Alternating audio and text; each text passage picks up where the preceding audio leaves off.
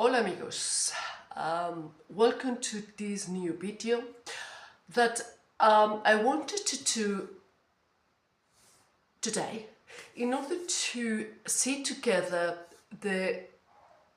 what a type of verbs of the Spanish language, which is in this case is verbos reflexivos. Have you gone through them before? Have you heard of them? Are you struggling with these verbs or not really? Please comment below in order to see as well if it is just, just a exception of people, or it's something that in general, it's a little bit challenging. In my opinion, it is when it is not challenging, when people more and more say like, I don't understand the Spanish reflexive verbs. It's just, I believe that it is because we don't know how to explain them. So let me see if I can make it simple what the verbos reflexivos in Spanish means. So let's start with the verbs in Spanish, yeah? They are categorized based on different criteria. One of those criteria is referred to the ending of the infinitive of the verb. The infinitive is referred to, like in English, to go, to be. In Spanish is the ending of the verb, which is ar, ir,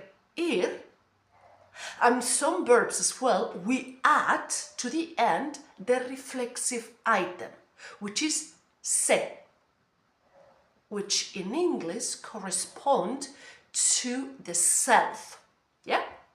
But it can be to oneself, to yourself, to herself. So exactly the same like in English, it changes to myself, yourself, himself, herself, ourself, yourself, themselves, or themselves. In Spanish it changes as well, based on the personal pronoun, yeah? So let's mention some verbos reflexivos. For example,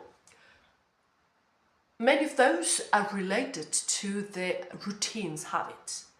Levantarse, acostarse, lavarse, cepillarse, and so on and so forth. The infinitive ends in se, what means that it is done to oneself.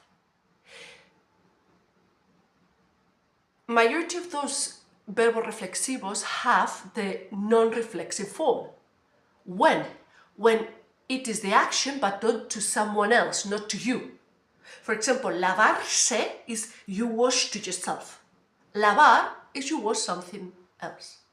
You know. So this is on the one hand. Next, how we conjugate them. Yeah? Conjugation is what is the form of the verb based on the personal pronoun. It's the reflexive item, as I just a few seconds ago I mentioned, changes based on the personal pronoun. Yeah, I, you, he, exactly the same. So let's conjugate levantarse. Yeah, levantarse. So, oh no, llamarse is one of the first things we say when we learn Spanish. Yeah, so llamarse is to be named. Yeah, my name is. So, yo me llamo. So you see, the me is the reflexive item corresponding to yo. And then, llamar, which is the infinitive, is conjugated like a normal verb. But the verbs in Spanish we have regular, that follows a rule, and irregular, the hem, the root of the verb, infinitive, changes. So the ending is the same as the regular, but the hem, the root, changes, yeah? So, then,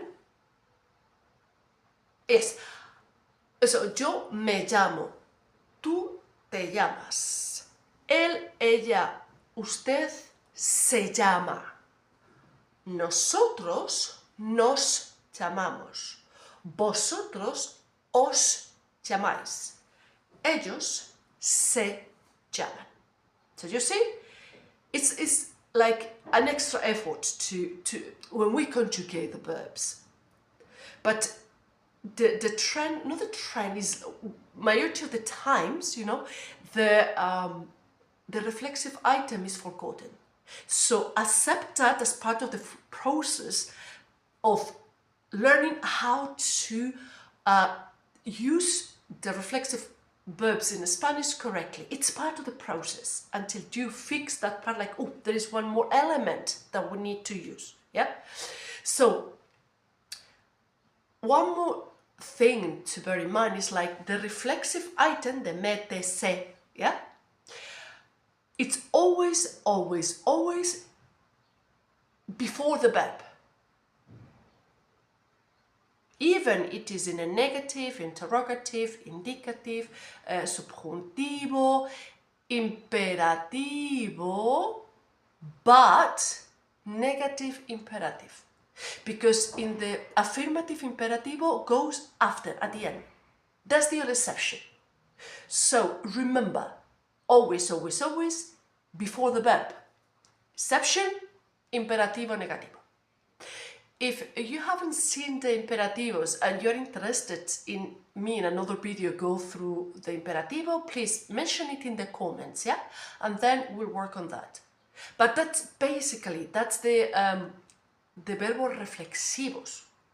So let's take one example, one sentence, yeah? For example, yo me llamo Carmen, yeah? If I want to do it negative, yo no me llamo Carmen. As well,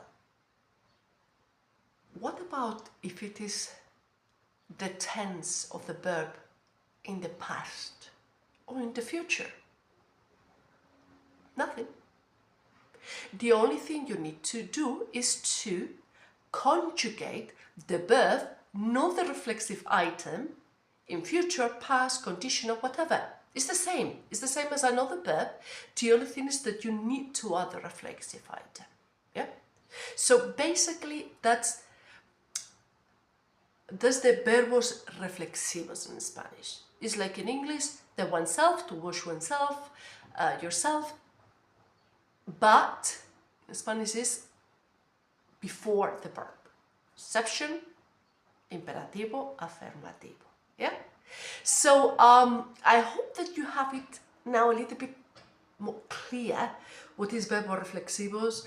My strong suggestion is like, you know, bombard yourself practicing only verbos reflexivos. So if you're at beginner level, pure beginner, just, you know, practice just present tense, you know, verbos reflexivos all the time, affirmative, negative, question.